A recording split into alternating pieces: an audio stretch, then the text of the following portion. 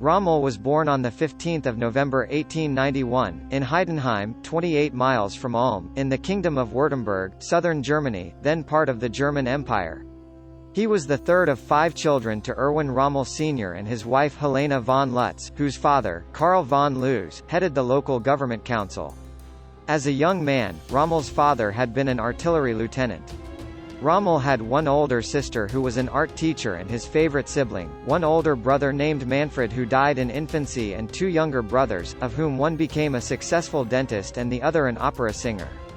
At age 18, Rommel joined the Württemberg Infantry Regiment No. 124 in Weingarten as a Fähnrich, in 1910, studying at the Officer Cadet School in Danzig. He graduated in November 1911 and was commissioned as a lieutenant in January 1912 and was assigned to the 124th Infantry in Weingarten. He was posted to Ulm in March 1914 to the 46th Field Artillery Regiment, 13th Corps, as a battery commander. He returned to the 124th when war was declared. While at cadet school, Rommel met his future wife, 17-year-old Lucia Maria Malin, of Polish and Italian descent. During World War I, Rommel fought in France as well as in the Romanian and Italian campaigns. He successfully employed the tactics of penetrating enemy lines with heavy covering fire coupled with rapid advances, as well as moving forward rapidly to a flanking position to arrive at the rear of hostile positions, to achieve tactical surprise. His first combat experience was on the 22nd of August 1914 as a platoon commander near Verdun, when, catching a French garrison unprepared, Rommel and 3 men opened fire on them without ordering the rest of his platoon forward. The armies continued to skirmish in open engagements throughout September, as the static trench warfare typical of the First World War was still in the future. For his actions in September 1914 and January 1915, Rommel was awarded the Iron Cross, 2nd class. Rommel was promoted to Oberleutnant, 1st lieutenant, and transferred to the newly created Royal Württemberg Mountain Battalion of the Alpenkorps in September 1915, as a company commander. In November 1916 in Danzig, Rommel and Lucia married. In August 1917, his unit was involved in the battle for Mount Kosna, a heavily fortified objective on the border between Hungary and Romania, which they took after 2 weeks of difficult uphill fighting. The Mountain Battalion was next assigned to the Isonzo Front, in a mountainous area in Italy. The offensive, known as the Battle of Caporetto, began on 24 October 1917. Rommel's battalion, consisting of 3 rifle companies and a machine gun unit, was part of an attempt to take enemy positions on 3 mountains, Kalavrat, Matager, and Stol. In 2.5 days, from 25 to 27 October, Rommel and his 150 men captured 81 guns and 9,000 men, including 150 officers, at the loss of 6 dead and 30 wounded. Rommel achieved this remarkable success by taking advantage of the terrain to outflank the Italian forces, attacking from unexpected directions or behind enemy lines, and taking the initiative to attack when he had orders to the contrary. In one instance, the Italian forces, taken by surprise and believing that their lines had collapsed, surrendered after a brief firefight. In this battle, Rommel helped pioneer infiltration tactics, a new form of maneuver warfare just being adopted by German armies, and later by foreign armies, and described by some as blitzkrieg without tanks. He played no role in the early adoption of blitzkrieg in World War II though. Acting as advance guard in the capture of Longeron on 9 November, Rommel again decided to attack with a much smaller force. Convinced that they were surrounded by an entire German division, the 1st Italian Infantry Division, 10,000 men, surrendered to Rommel. For this and his actions at Matager, he received the Order of Pour le Mérite. In January 1918, Rommel was promoted to Hauptmann, captain, and assigned to a staff position in the 64th Army Corps, where he served for the remainder of the war. Rommel remained with the 124th Regiment until October 1920. The regiment was involved in quelling riots and civil disturbances that were occurring throughout Germany at this time. Wherever possible, Rommel avoided the use of force in these confrontations. In 1919 he was briefly sent to Friedrichshafen on Lake Constance, where he restored order by sheer force of personality in the 32nd Internal Security Company, which was composed of rebellious and pro-communist sailors. He decided against storming the nearby city of Lindau, which had been taken by revolutionary communists. Instead, Rommel negotiated with the city council and managed to return it to the legitimate government through diplomatic means. This was followed by his defense of Schwäbisch Gmünd, again bloodless. He was then posted to the Ruhr, where a Red Army was responsible for fomenting unrest. Historian Raphael Scheck praises Rommel as a cool-headed and moderate mind, exceptional amid the many takeovers of revolutionary cities by regular and irregular units and the associated massive violence. On 1 October 1920 Rommel was appointed to a company command with the 13th Infantry Regiment in Stuttgart, a post he held for the next 9 years. He was then assigned as an instructor at the Dresden Infantry School from 1929 to 1933, and during this time was promoted to major, in April 1932. While at Dresden, he wrote a manual on infantry training, published in 1934. In October 1933 he was promoted to Oberstleutnant, lieutenant colonel, and given his next command, the 3rd Jaeger Battalion, 17th Infantry Regiment, stationed at Goslar. Here he first met Hitler, who inspected his troops on 30 September 1934. In September 1935 Rommel was moved to the War Academy at Potsdam as an instructor, for the next 3 years. His book Infanterie Grafen Infantry Attacks, a description of his wartime experiences along with his analysis, was published in 1937. It became a bestseller, which, according to Scheck, later enormously influenced many armies of the world. Adolf Hitler was one of many people who owned a copy.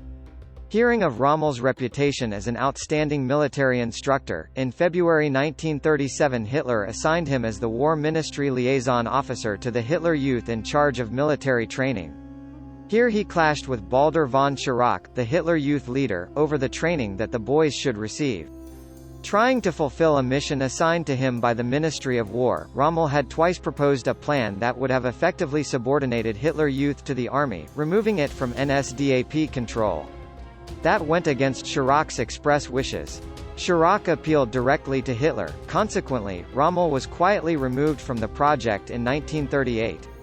He had been promoted to Oberst Colonel on 1 August 1937, and in 1938 he was appointed Commandant of the Theresian Military Academy at Wiener Neustadt. In October 1938 Hitler specially requested that Rommel be seconded to command the Fürbegleit-Battalion, his escort battalion. This unit accompanied Hitler whenever he traveled outside of Germany. During this period Rommel indulged his interest in engineering and mechanics by learning about the inner workings and maintenance of internal combustion engines and heavy machine guns. Rommel was promoted to General Major on 23 August 1939 and assigned as commander of the Fürbegleit-Battalion, tasked with guarding Hitler and his field headquarters during the invasion of Poland, which began on 1 September.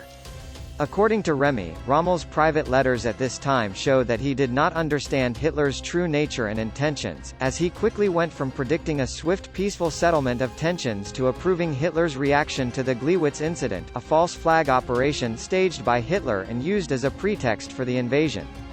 Hitler took a personal interest in the campaign, often moving close to the front in the Führerwanderzug headquarters train. Rommel attended Hitler's daily war briefings and accompanied him everywhere, making use of the opportunity to observe firsthand the use of tanks and other motorized units. On 26 September Rommel returned to Berlin to set up a new headquarters for his unit in the Reich Chancellery.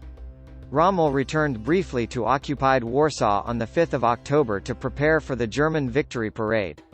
In a letter to his wife he claimed after several days of blockade of movement and exposure to danger in the ruined city, the inhabitants were now rescued.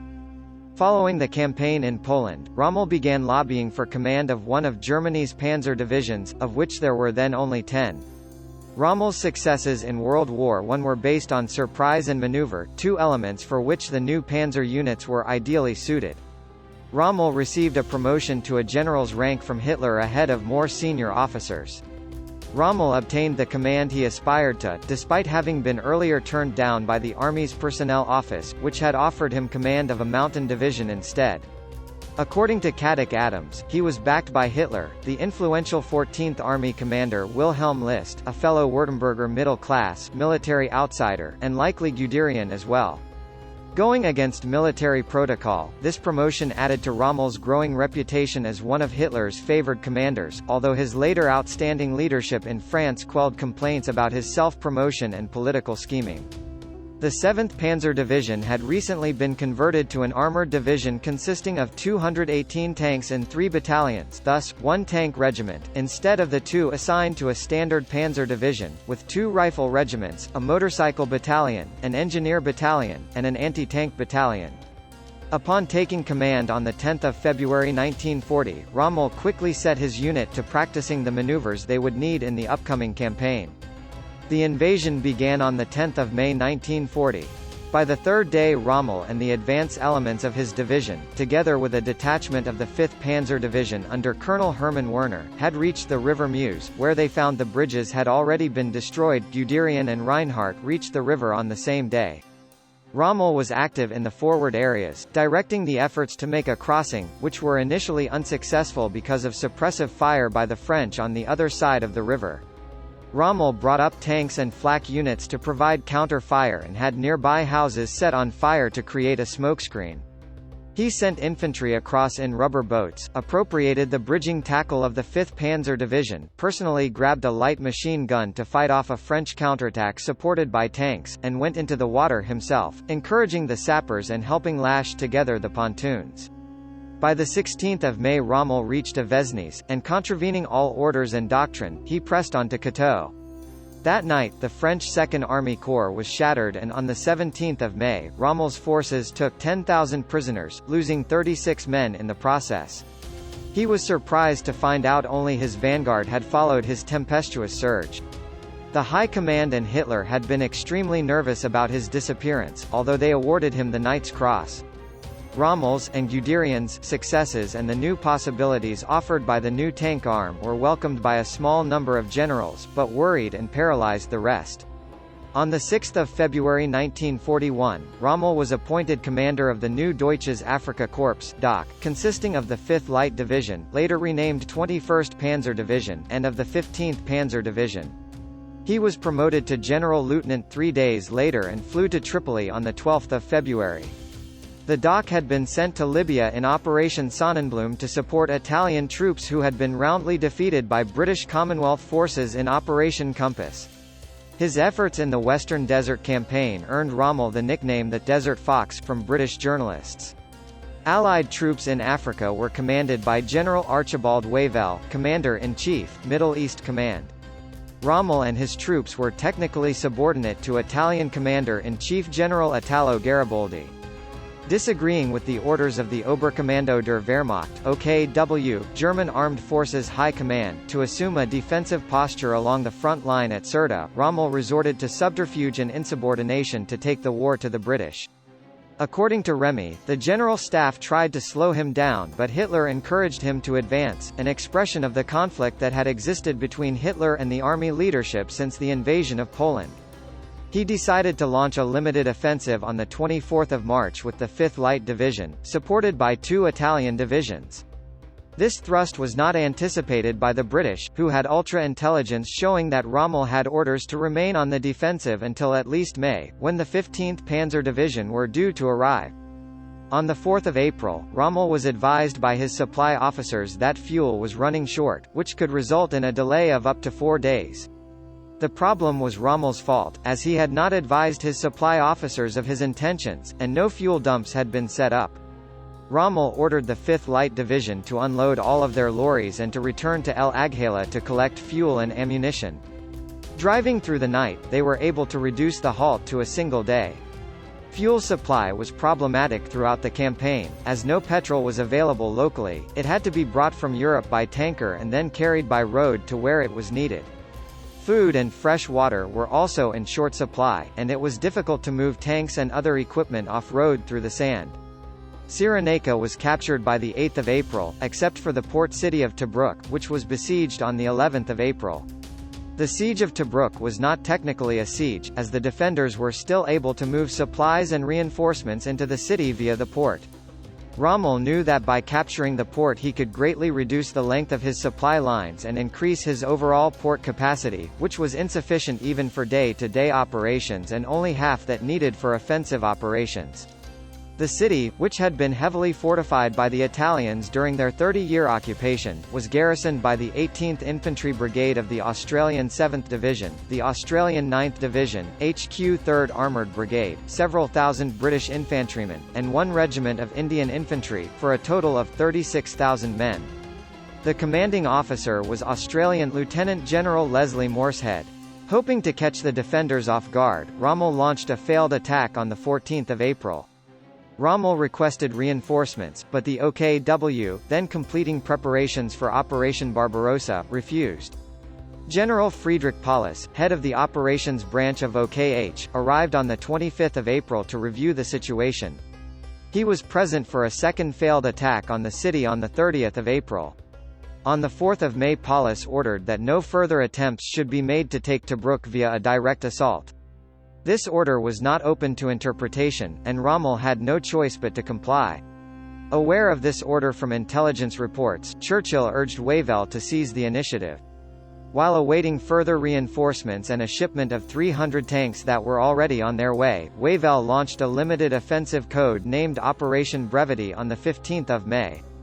The British briefly seized Sollum, Fort Capuzzo, and the important Halfaya Pass, a bottleneck along the coast near the border between Libya and Egypt. Rommel soon forced them to withdraw. On 15 June Wavell launched Operation Battleaxe.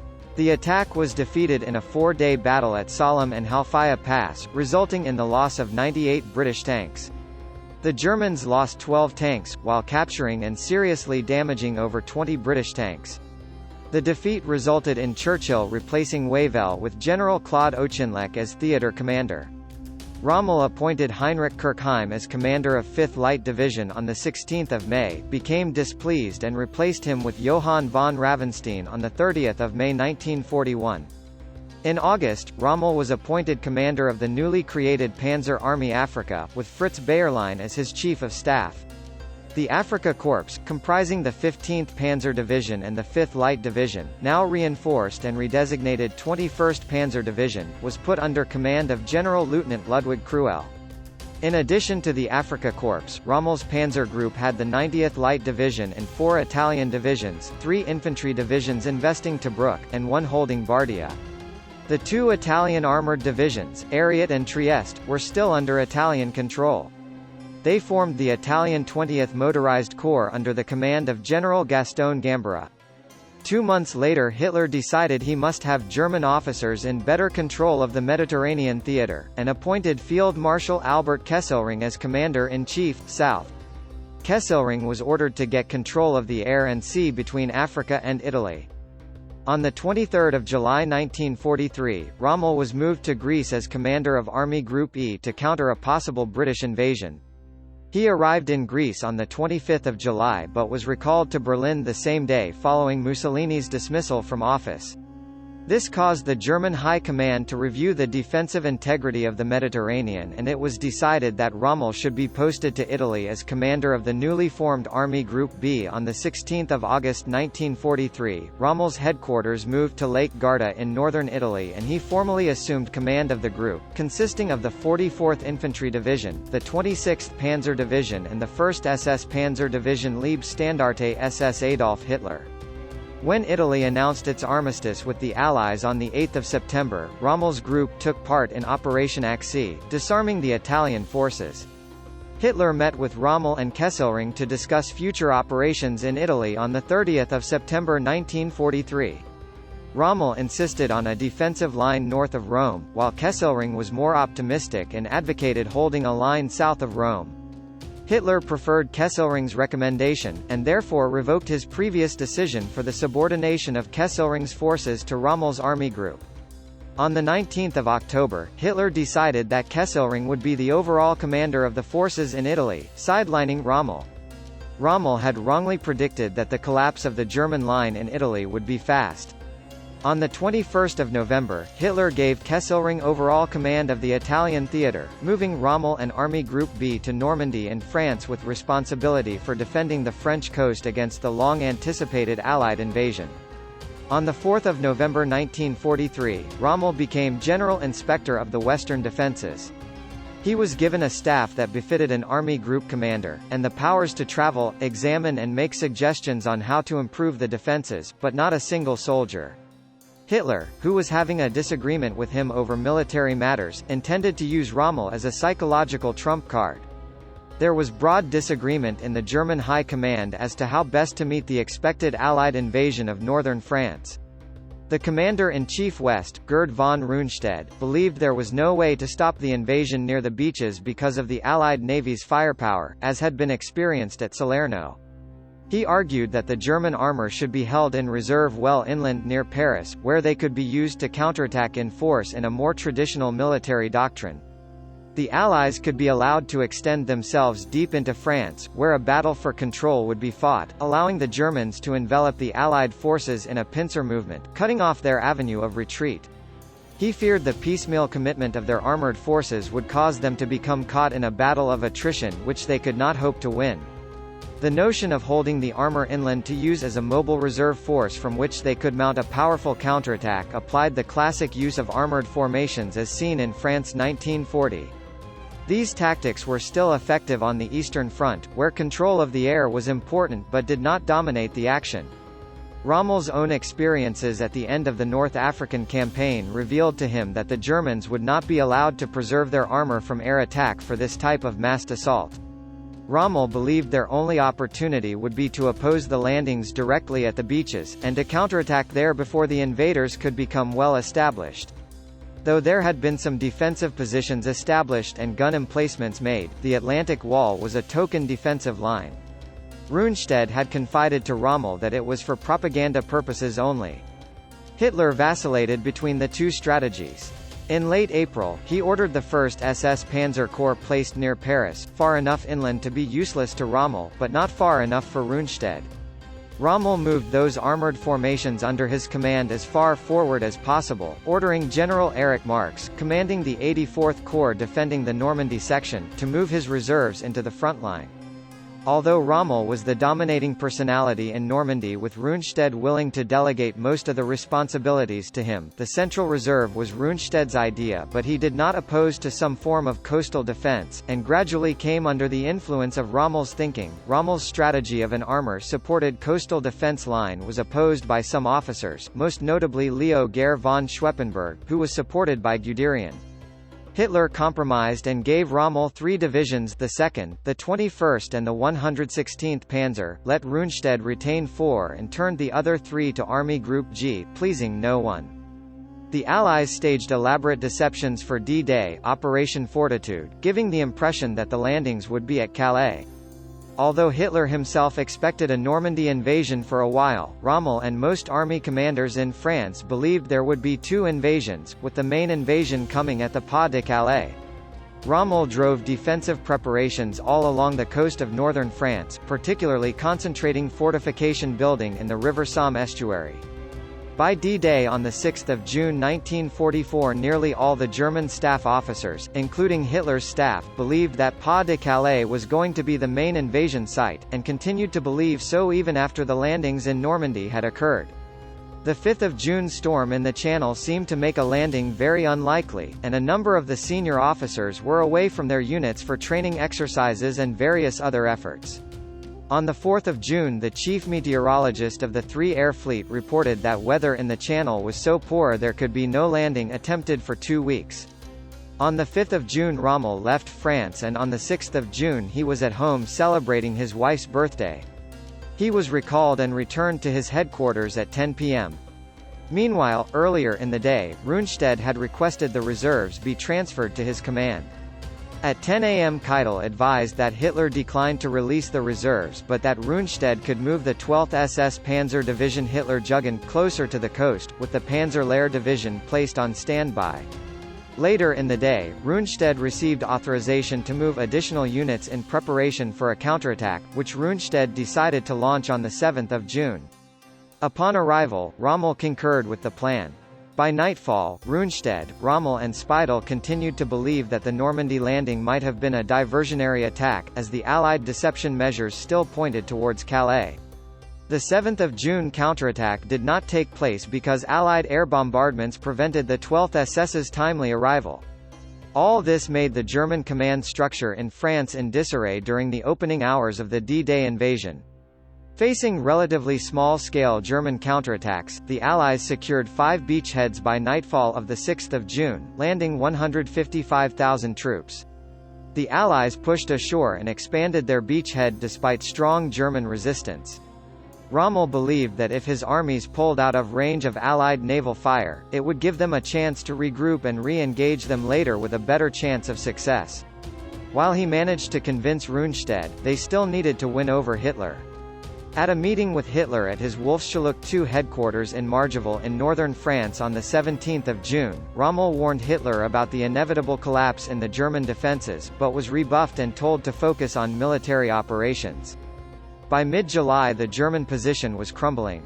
On 17 July 1944, as Rommel was returning from visiting the headquarters of the 1st SS Panzer Corps, a fighter plane piloted by either Charlie Fox of 412 Squadron, Jacques Remelinger of No. 602 Squadron RAF, or Johannes Jacobus Le Roux of No. 602 Squadron RAF strafed his staff car near Saint-Foy de Montgomery.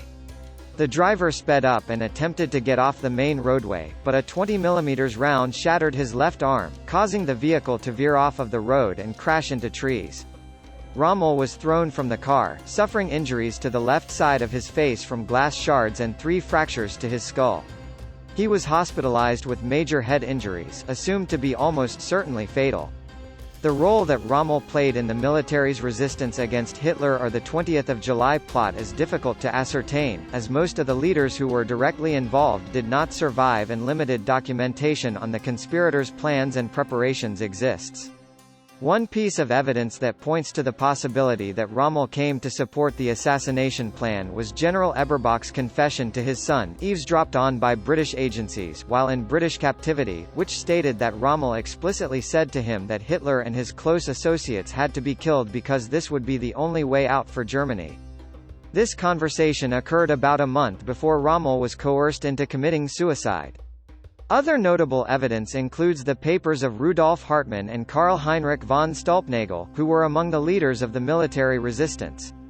These papers, accidentally discovered by historian Christian Schweizer in 2018 while doing research on Rudolf Hartmann, include Hartmann's eyewitness account of a conversation between Rommel and Stulpnagel in May 1944, as well as photos of the mid-May 1944 meeting between the inner circle of the resistance and Rommel at Kossmann's house.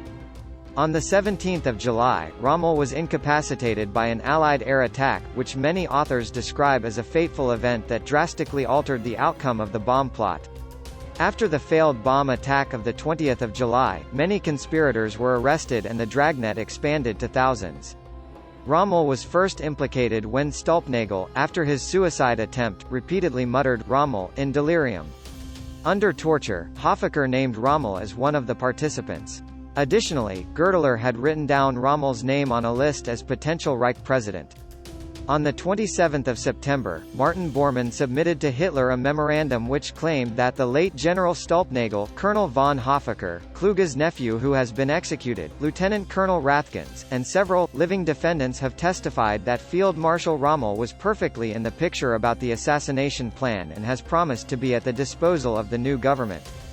Gestapo agents were sent to Rommel's house in Ulm and placed him under surveillance. Historian Peter Lieb considers the memorandum, as well as Eberbach's conversation and the testimonies of surviving resistant members, including Hartmann, to be the 3 key sources that indicate Rommel's support of the assassination plan. He further notes that while Speidel had an interest in promoting his own post-war career, his testimonies should not be dismissed, considering his bravery as an early resistance figure. Remy writes that even more important than Rommel's attitude to the assassination is the fact Rommel had his own plan to end the war. He began to contemplate this plan some months after El Alamein and carried it out with a lonely decision and conviction, and in the end, had managed to bring military leaders in the West to his side.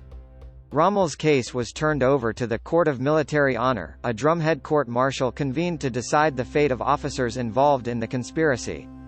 The court included General Feldmarschall Wilhelm Keitel, General Feldmarschall Gerd von Rundstedt, General Oberst Heinz Guderian, General der Infanterie Walther Schroth and General Lieutenant Karl Wilhelm Specht, with General der Infanterie Karl Kriebel and General Lieutenant Heinrich Kirchheim, whom Rommel had fired after Tobruk in 1941, as deputy members, and General Major Ernst Mazel as protocol officer. The court acquired information from Speidel, Hofacker and others that implicated Rommel, with Keitel and Ernst Kaltenbrunner assuming that he had taken part in the subversion. Keitel and Guderian then made the decision that favored Speidel's case and at the same time shifted the blame to Rommel. By normal procedure, this would lead to Rommel's being brought to Roland Freisler's People's Court, a kangaroo court that always decided in favor of the prosecution. However, Hitler knew that having Rommel branded and executed as a traitor would severely damage morale on the home front. He thus decided to offer Rommel the chance to take his own life. Two generals from Hitler's headquarters, Wilhelm Burgdorf and Ernst Mazel, visited Rommel at his home on 14 October 1944. Burgdorf informed him of the charges against him and offered him three options: A. He could choose to defend himself personally in front of Hitler in Berlin, or if he refused to do so, which would be taken as an admission of guilt, B. He could face the People's Court, which would have been tantamount to a death sentence, or C. Choose to commit suicide. In the former case, his family would have suffered even before the all but certain conviction and execution, and his staff would have been arrested and executed as well. In the latter case, the government would claim that he died a hero and bury him with full military honors, and his family would receive full pension payments. In support of the suicide option, Burgdorf had brought a cyanide capsule. Rommel opted to commit suicide, and explained his decision to his wife and son. Wearing his Afrika Korps jacket and carrying his field marshal's baton, he got into Burgdorf's car, driven by SS Master Sergeant Heinrich Deuce, and was driven out of the village. After stopping, Deuce and Mazel walked away from the car, leaving Rommel with Burgdorf. 5 minutes later, Burgdorf gestured to the two men to return to the car, and Deuce noticed that Rommel was slumped over, having taken the cyanide. He died before being taken to the Wagner Schule Field Hospital. 10 minutes later, the group telephoned Rommel's wife to inform her of his death. The official notice of Rommel's death, as reported to the public, stated that he had died of either a heart attack or a cerebral embolism, a complication of the skull fractures he had suffered in the earlier strafing of his staff car. To strengthen the story, Hitler ordered an official day of mourning in commemoration of his death. As promised, Rommel was given a state funeral, but it was held in Ulm instead of Berlin as had been requested by Rommel. Hitler sent Field Marshal von Rundstedt, who was unaware that Rommel had died as a result of Hitler's orders, as his representative to the funeral. The body was cremated so no incriminating evidence would be left. The truth behind Rommel's death became known to the Allies when intelligence officer Charles Marshall interviewed Rommel's widow, Lucia Rommel, as well as from a letter by Rommel's son Manfred in April 1945. Rommel's grave is located in Herrlingen, a short distance west of Ulm.